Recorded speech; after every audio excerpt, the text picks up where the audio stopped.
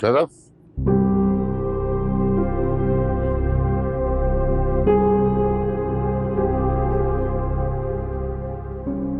मैंने इन दोनों का निकाह करवा दिया।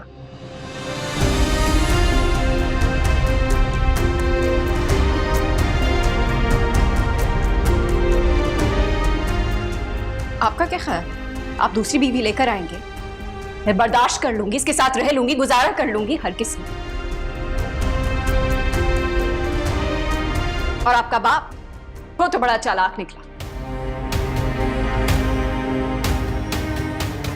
अपने मरे हुए दोस्त की लावारिस बेटी देख के अपने बेटे के लिए फांस ली, क्योंकि कोई और खानदान में लड़की दे नहीं रहा था। निराल, जबान संभाल के बात करो। हाँ, जिस लड़की ने इसके रिश्ते से इनकार किया था ना, आज अल्लाह ने इज्जत से वो उसके नसीब में लिख दी है। जानती हो क्यों? मुझे जानने का कोई शौक नहीं है। मैं चाहता हूं कि तुम जानो, ताकि तुम दूसरी लड़कियों को बता सको कि अपना घर, अपना शौहर बचाना काफी हद तक उनके हाथ में होता है, उनकी जबान के इख्तियार में। वो जबान जो तुम्हारी बेकाबू हो चुकी थी।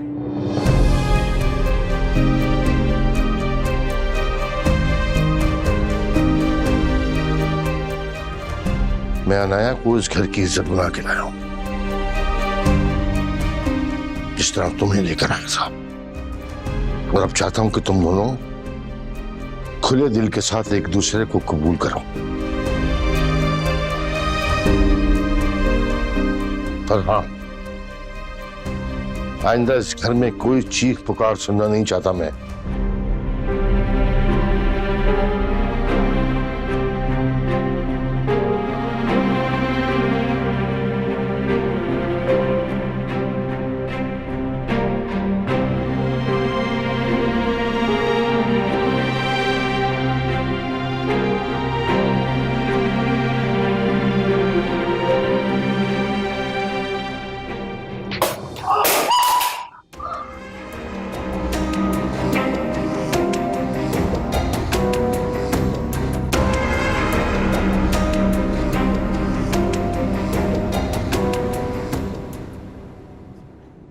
ये आपने क्या कर दिया है? इसके अलावा और कोई हल था?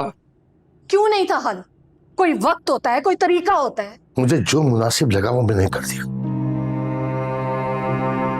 और ये भूल गई है ना कि मेरा दोस्त जब इसे यतीम छोड़कर गया था, लावारिस थी ये, इसे तहफ्फुज की जरूरत थी, तो मैंने इसे अपनी बहू बनाया। हालांकि मेरा बेटा खुश नहीं था इस बात पर। तो फिर वो लड़की जिसकी रगों में मेरी बहन का खून दौड़ रहा है, मैं उसे बेईमान कैसे देख सकता हूं? सदा तुम यकीन नहीं करोगी, जब मैंने उसे थाने में देखा, मेरा कलेजा मुंह खा गया था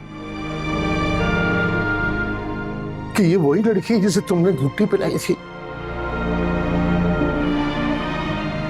जिसके कानों में मैंने अजान दी थी, जिसे हमने गोदों में खिलाया, चलना सिखाया। इतने बड़े खानदान की होते हुए सड़कों पर अपना बच्चा बचाती फिर रही थी वो।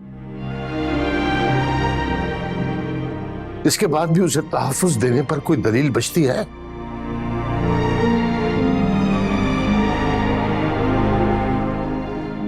आपने मिराल का रिएक्शन देखा था? हाँ, देखा है। उसने इजाजत दी थी दूसरी शादी की, चाहे गुस्से में सही, तो होना था ये सब कुछ।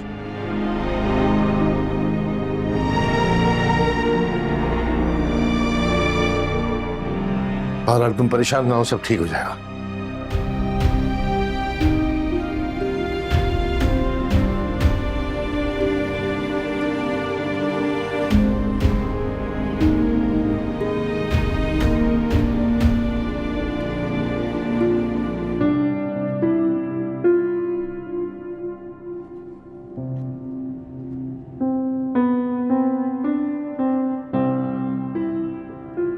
क्या जरूरत थी अपना हाथ आगे करने की? अगर मैं हाथ आगे न लाता तुम्हें चोट लग जाती। मुझे आदत है इन सब चीजों की। अब कोई दुख तकलीफ महसूस नहीं होती। लेकिन मैं चाहता हूँ तुम्हें दुख दर्द तकलीफ महसूस हो। अनाया तुम जिंदा हो और मैं चाहता हूं कि तुम हर इमोशन को महसूस करो।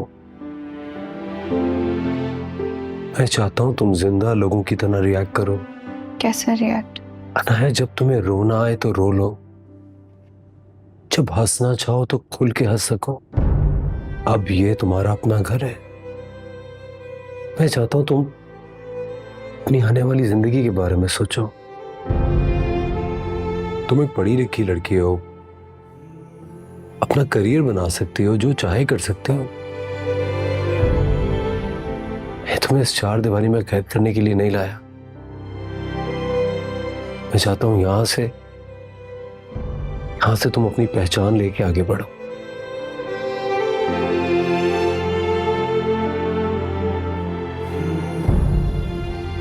इससे बुखार तो नहीं हुआ दोबारा? नहीं।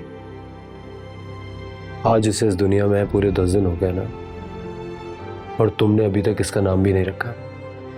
इसको बचाने की भागदौड़ में नाम रखना ही भूल गई। इसका नाम मैं रखूंगा, सिकंदर। सिकंदर एक बहुत ही ताकतवर और बहादुर बादशाह था, और ये भी अपनी जिंदगी बिल्कुल बहादुरी के साथ बादशाहों की तरह गुजारेगा। इस बात का वादा मैं कर। क्या हुआ, चुप क्यों हो गई?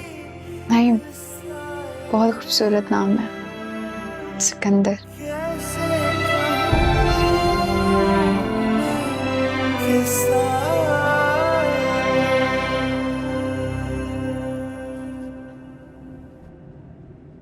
अब इस घर में हम सिर्फ 2 ही लोग बचे हैं।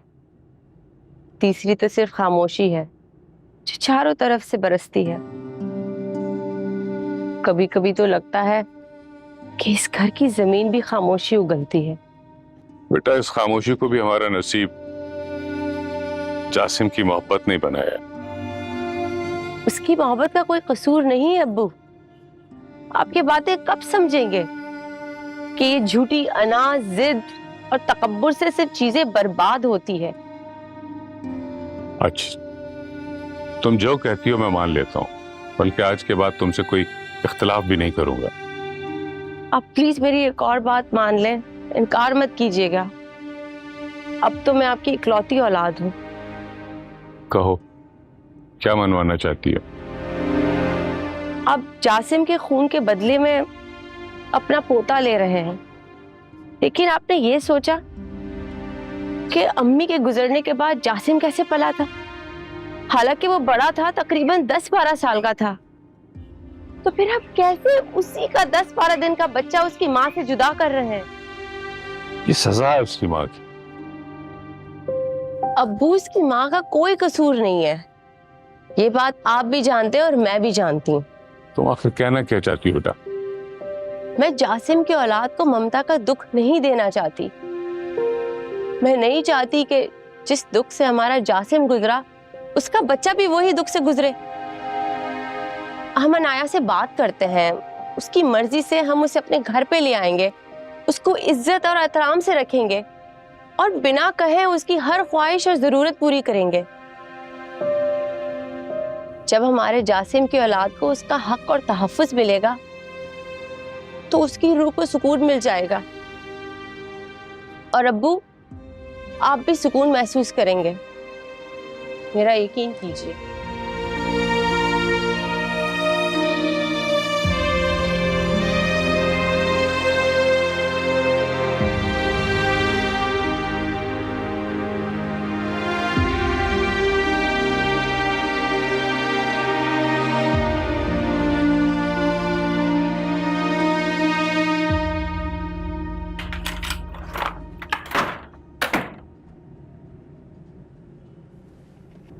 नाराजगी की खूबसूरती इसी में है कि जब कोई मनाने वाला आ जाए तो मान जाना चाहिए। प्लीज अपनी नाराजगी को बदसूरत मत बना। किसने कहा मेरी मिन्नतें करें और मुझे मनाए? अब तो वो आपकी दस्तरस में आ गई है ना। जिससे आप छुप छुप कर मिला करते थे, अब खुल कर मिले। यहाँ क्यों आ गया?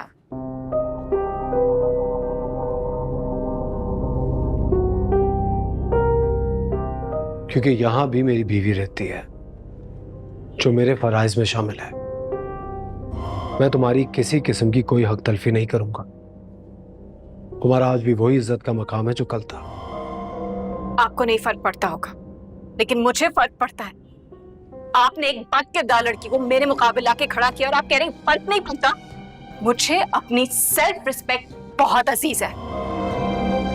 अगर सेल्फ रिस्पेक्ट अजीज है तो बिना किसी सबूत के तुम किसी पे इस तरह की तोहमत कैसे लगा सकती हो? तुम्हें पता है ना, एक तोहमत 100 तोहमतों को जन्म देती है। बस बस, ये पारसाई के लेक्चर मुझे ना दें। आपकी असलियत मेरे सामने खुल गई है। क्या चाहती हो तुम? तलाक, सिर्फ और सिर्फ तलाक। पागल हो गई हो तुम? एक बात को इशू बना के अपनी जिंदगी क्यों तबाह करने पे तुली? फिलहाल ये निकाह मेरे लिए उतना ही शौक। मुझे आपकी किसी भी बात पे एतबार नहीं है, और जो बात होगी वो कोर्ट में होगी। और मैं कोई आम सी लड़की नहीं हूं जो दर बदर की ठोकरें खाती रहेगी चुपचाप।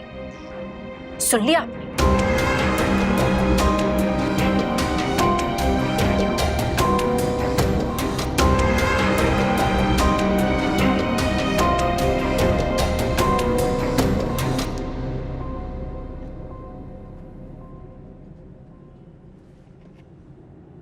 अस्सलाम वालेकुम। वालेकुम सलाम। वो मीराल नहीं आई नाश्ते के लिए? जाओ बुला के लाओ उसे। वो नाश्ता कर चुकी, आप लोग करें। क्या मतलब कर चुकी है? देखो, जो कुछ होना था वो हो गया। अब दिल बड़ा करके आगे बढ़ना चाहिए, समझना चाहिए उस बात को। बाबा, उसको इन बातों से कोई सरोकार नहीं है। वो सिर्फ और सिर्फ तलाक का मुतालबा कर रही है। क्या तलाक मांग रही है? दिमाग से खराब नहीं है उसका? बुलाओ से, मैं बात करता हूँ उससे। फिलहाल तो मैं चाह रहा हूँ उससे किसी किस्म की कोई बात ना की जाए।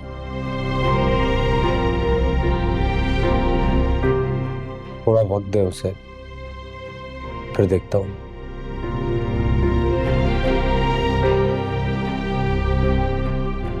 आरिफ, कहाँ जा रहे हो? नाश्ता तो कर।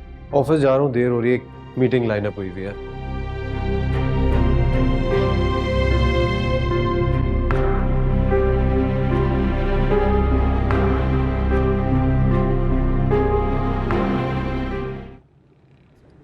तुमने सुबह सुबह ये पूछने के लिए कॉल की है कि मुझे पुलिस क्यों लेकर गई थी? कोई गलतफहमी थी उन्हें, माफी मांग के छोड़ के गए मुझे। हाँ, क्यों? जैसे तुम मुझे जानते नहीं। हाँ, जाहिर सी बात है। एक सेकंड, मेरी एक कॉल आ रही, मैं तुमसे बाद में बात करता हूँ। हेलो मिराल, कैसी हो मेरी जान? मैं जैसी भी हूँ। मेरी छोड़ो, तुम अपनी सुनाओ, तुम कैसे हो? सुबह सुबह तुम्हारी आवाज सुन ली है, इसका मतलब है आज सारा दिन बहुत अच्छा गुजरने वाला है।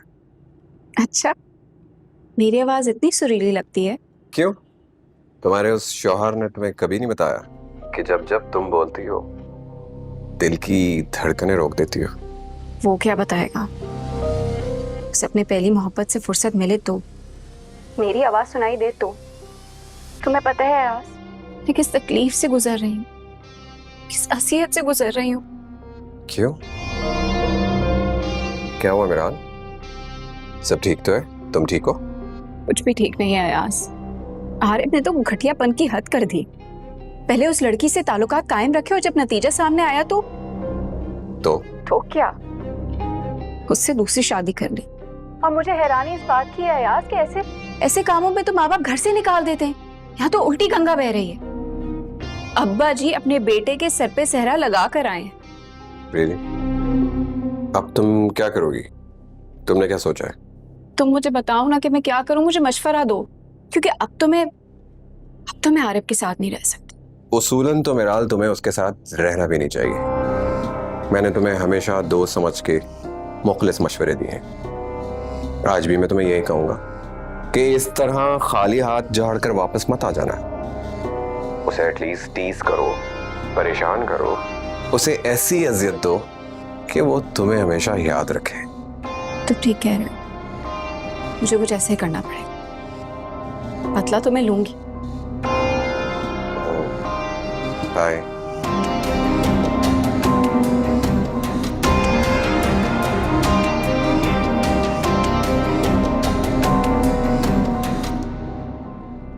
हिसार कम हुआ? मम्मी, आपको डॉक्टर के पास जाना ही पड़ेगा। मैं कहीं नहीं जा रही, जहां पड़ी हूं पड़े रहने दो मुझे। कैसी बातें कर रही हैं आप? कल से आपकी तबीयत ठीक नहीं है, बुखार है, उतरने का नाम नहीं ले रहा। अगर आपको अपनी फिक्र नहीं है, कम से कम हमें तो है ना आपकी फिक्र। क्यों क्यों फिक्र है मेरी? ज्यादा से ज्यादा क्या होगा? बुखार की वजह से मर जाऊंगी मैं तो अच्छा है ना, तुम लोग जान छूट जाएगी मेरे से। मम्मी, आप ये कैसी बातें कर रही? आपको क्या लगता है, क्या मैं उसे तलाश करना नहीं चाहता? मैंने तुमसे कोई सफाई नहीं मांगी। लेकिन मांगे, आपका हक बनता है। मैं सोच रहा हूं कि आज पुलिस स्टेशन चला जाऊं, क्योंकि मुझे उसके अलावा कोई रास्ता दिख ही नहीं रहा। अगर तुम पुलिस स्टेशन जा रहे हो तो अमर से मुलाकात का वक्त जरूर लेना। मैं अमर के बगैर अब 1 मिनट और नहीं रह सकती इस घर में। बस बहुत सह लिया मैंने। ठीक कह रही हो तुम। शौहर की जुदाई औरत सह नहीं सकती, लेकिन ये बात तुमने कभी अनाया के लिए सोची?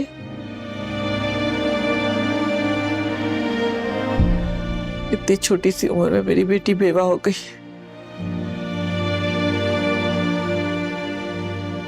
कहाँ धक्के खाती फिर रही है।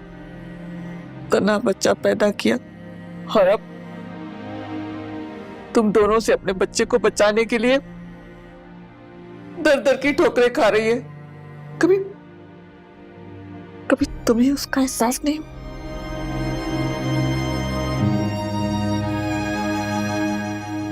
सोचा था आपके पास बैठूंगी तो आपका दिल बहल जाएगा, मगर आप तो मेरा मुवाजना अनाया के साथ शुरू कर देती है। अनाया के साथ किसी का मुवाजना हो ही नहीं सकता। मेरी बच्ची बहुत साबिर है। बाजी, वो मुर्तजा साहब आए हैं, आपसे मिलना चाहते हैं। तुम जाओ, आ रहे हैं। वो क्यों आए? जी नहीं पता, मिलेंगे तो पता चलेगा। कहीं उन्हें अनाया के बारे में तो नहीं पता चल गया?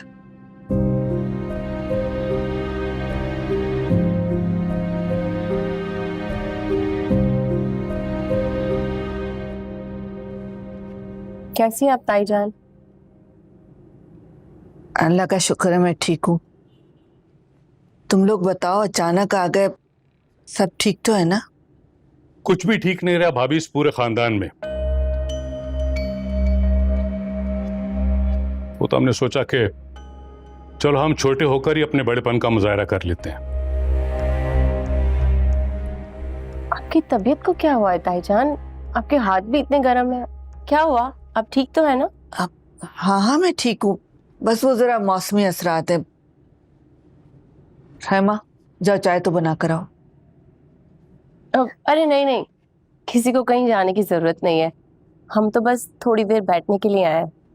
अब वो अनाया नहीं नजर आ रही, हम बेबी को भी काफी मिस कर रहे थे, तो जल्दी से बुलाए ना अनाया को, हम उन दोनों से मिलना चाहते हैं।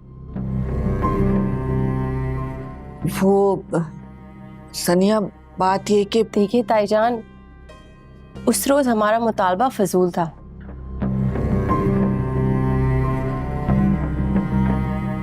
अपने बच्चे का खून बहा, लेकिन अपने ही दूसरे बच्चे को अजियत देकर तो नहीं लिया जा सकता।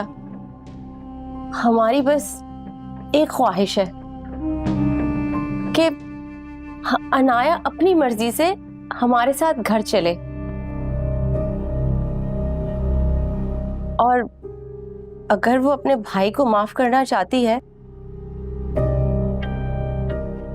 तो हमें इस बात से कोई गिला नहीं है।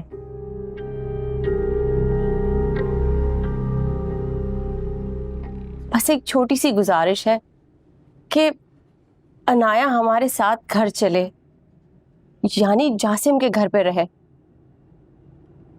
उसको कोई चीज की कमी नहीं होगी, हम उसे बहुत एहतराम से रखेंगे। आप प्लीज अनाया को बुलाएं ना, मैं उससे खुद बात करूंगी। सनिया, काश ये बात तुम चंद दिन पहले करती। क्या मतलब है आपका? सब मतलब ही तो खत्म हो गए। अनाया उसी दिन से गायब है। वो हमें बताए बगैर इस घर से चली गई है और अपना बच्चा भी अपने साथ लेकर गई है। ये क्या कह रही हैं आप? और वो ऐसे कैसे घर छोड़कर जा सकती है? उसके पास हमारा बच्चा है, वो हमारा बच्चा लेकर कहां गई है? और ताई जान, ये बात आज आप हमें बता रही हैं, ये आपने उस रोज हमें क्यों नहीं बताई? क्यों बताते ये लोग हमें? तो तुम बेवकूफ हो जो लड़ने के बजाय हमेशा हथियार करा देगी। ये लोग तो आदि मुजरिम है उसे भगाने के।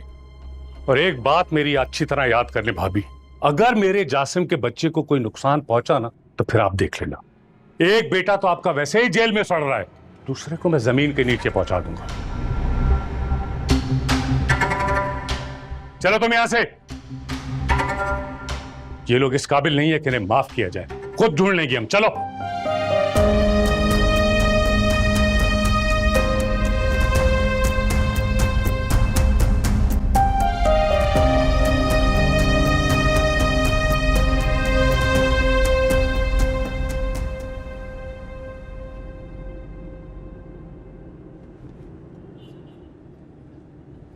तुम्हारी इतनी हिम्मत कि तुम मेरे कमरे में आओगी? क्यों आई हो यहाँ? मैं जानती हूँ आप गुस्से में हैं। क्या ऐसा मुमकिन है कि हम मिल बैठकर आपस में बात कर लें? जो चीजें मुश्किल लग रही है वो आसान हो जाएंगी। दफा हो जाओ यहाँ से, बात कर ले। मैं तुम्हारी मनहूस शक्ल भी देखना नहीं चाहती हूँ, मैं तुमसे बात करूंगी। देखो मिराल, जिंदगी में बहुत कुछ ऐसा हो जाता है जो हम सुनना या देखना तो दूर की बात, सोचना भी नहीं चाहते हैं, लेकिन फिर भी हमें झेलना पड़ता है। प्लीज ऐसा ना। मैं कह रही हूँ ना, दफा हो जाओ यहाँ से। अपने नापाक कदम लेके मेरे कमरे से बाहर हो जाओ। तुमसे बात करके मैं अपना वजूद गंदा नहीं करना चाहती।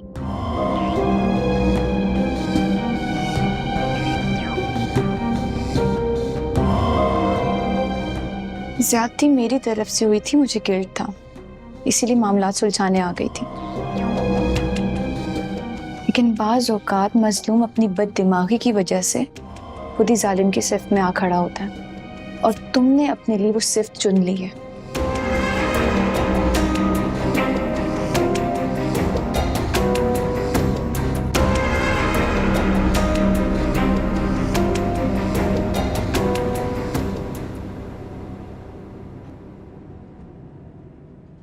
अनाया, तुम्हें किसने कहा था इसके कमरे में जाने?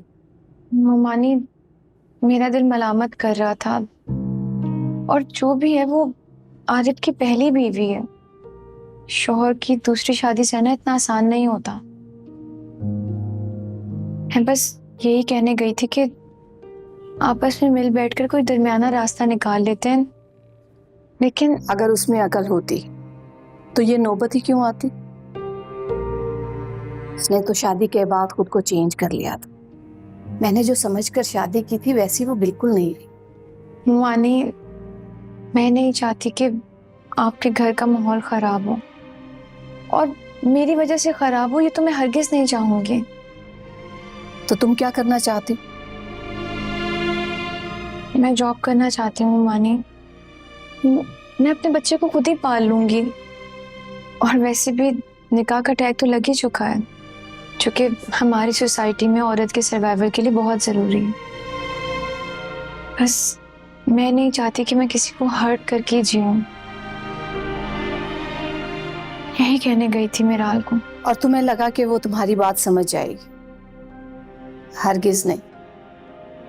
औरत खुद को मर्द से खुद बदजन करती है और मेरा हाल वो कर चुकी।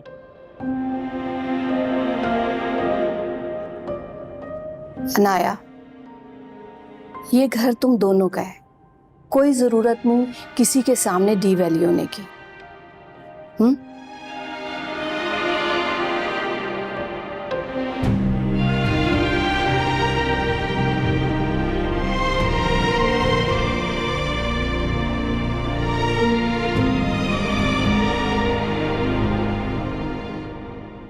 हाँ हाँ मैं आ रहा हूं, नथिंग टू वरी।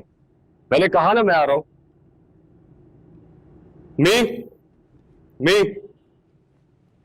क्या हुआ सर? मैं फैक्ट्री जा रहा हूं, कुछ मामला है उसमें एक गड़बड़ है। कैसी गड़बड़? सब खैरियत तो है ना? हाँ हाँ सब खैरियत।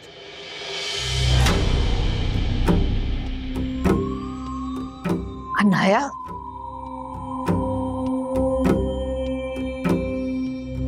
फिर वही हकीकत निकली ना पहली वाली। वैसे पारसाई का बड़ा ढोंग आता है आरिफ तुम्हें।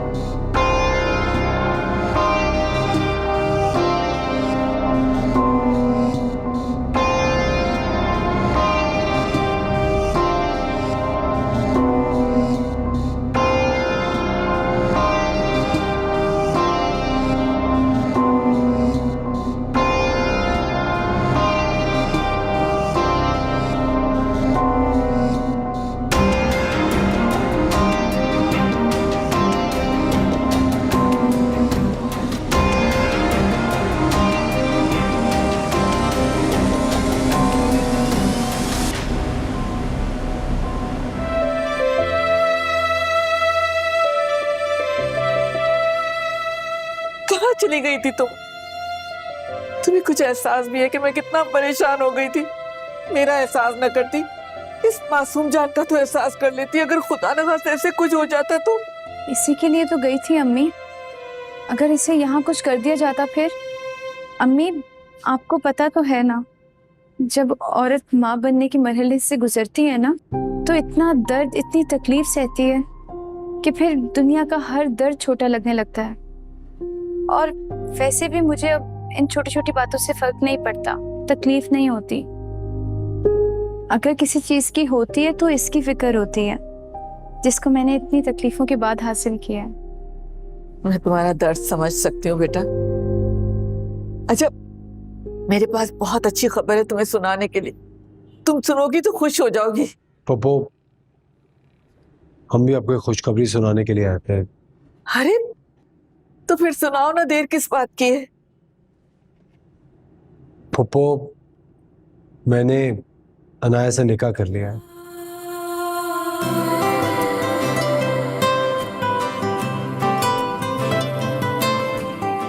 और मेरे पास वो सारा हक है जिससे मैं लोगों की ज़बानें भी बंद कर सकता हूँ और अनाया को इज्जत भी दे सकता हूँ और तहफ़्फ़ुज़ भी।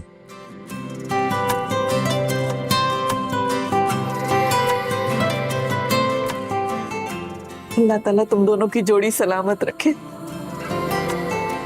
बस आपको यही बताने के लिए आए थे। अब चलते हैं क्योंकि सिकंदर की शॉपिंग भी करनी है। मेरी तरफ से तुम दोनों के लिए बहुत दुआएं। जहाँ भी रहो खुश रहो, आबाद रहो। अल्लाह ताला तुम दोनों की जोड़ी सलामत रखे। खुदा हाफिज़।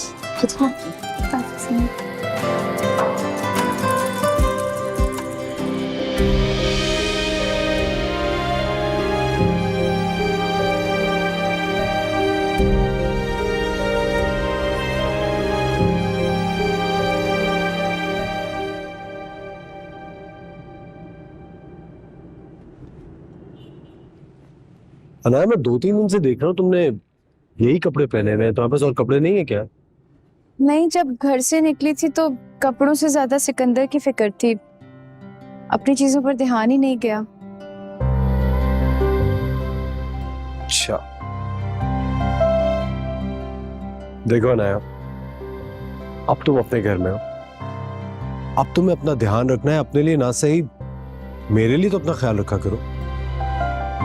मेरा मतलब है अब तुम मेरी जिम्मेदारी हो, तुम्हारे तहफ्फुज़ की, तुम्हारे पहनने ओढ़ने की सारी जिम्मेदारी मुझ पे है। अब तुम अगर अपना ख्याल रखोगी तो मुझे बहुत अच्छा लगेगा, और अगर नहीं रखोगी तो फिर सोच लो बाकी सब क्या कहेंगे कि मैं तुम्हारा ख्याल नहीं रखा। नहीं, ऐसी बात नहीं है, बस उधर मेरा ध्यान नहीं गया। मगर अब इस बात का ध्यान रखना, अगर ध्यान रखोगी तो मुझे खुशी हो। चलो शॉपिंग करते हैं, आओ।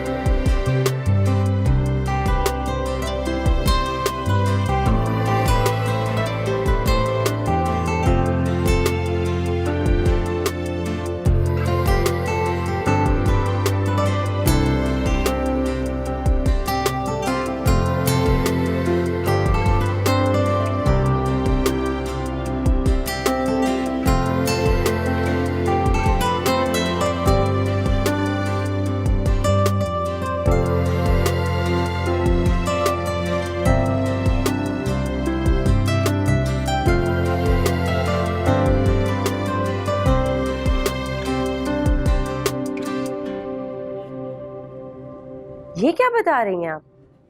अनाया ने आरिफ से निकाह कर लिया? हमें भी यकीन नहीं आ रहा था, वो तो खुद घर पर आके उन्होंने हमें ये बात बताई तो हमें यकीन आया। आए थे दोनों, बहुत खुश लग रहे थे। वो ऐसा कर भी कैसे सकती है? वो बहुत कुछ कर सकती है, उसको तो 7 खून माफ है। ये तो तुम और मुझ जैसी औरतें होती हैं जो अपनी फैमिली की इज्जत बचाने के लिए घर में चुप करके बैठ जाती हैं। और तुम्हें पता है, आरिफ के रिश्ते से इसने खुद इनकार किया था। हाँ जानती हूँ, बताया था खुद जासिम ने। एक बात बताऊं, तुम बिल्कुल भी यकीन नहीं करोगी, अनाया के इनकार ने ना आरिफ को बिल्कुल तोड़ दिया था। बहुत हर्ट हुआ था वो। मुझे तो लगता है कि जासिम के कत्ल के पीछे सिर्फ और सिर्फ आरिफ का हाथ है। आप अपने शौहर को बचाने के लिए ये बातें कर रही हैं? मेरे शौहर को किसने भड़काया था? अनाया को जासिम के पास जाने के लिए किसने उकसाया था? और हिसार को किसने बताया था उनका? अहमर को उसके खिलाफ केस करने के लिए किसने भड़काया था? मुझे इस बात का जवाब दो।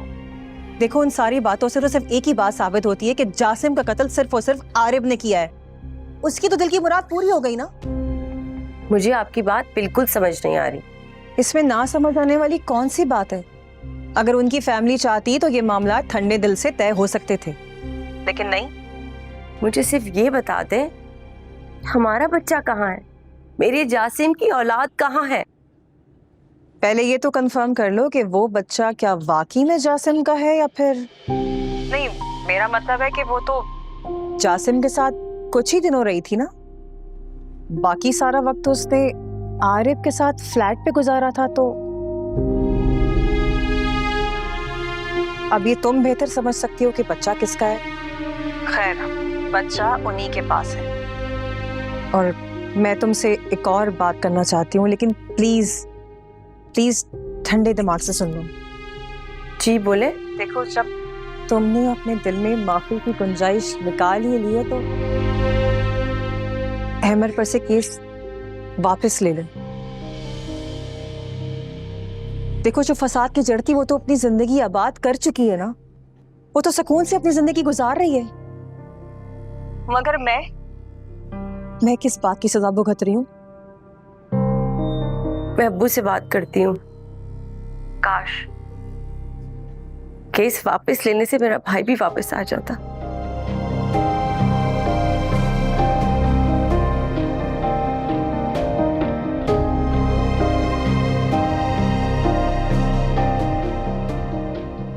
अच्छा किया तुम दोनों शॉपिंग पे चले गए। मैं बस कहने ही वाली थी, अल्लाह खूब पहनना ओढ़ना नसीब करे, सदा सुहागन रहो। अब ममानी, ये आपके लिए।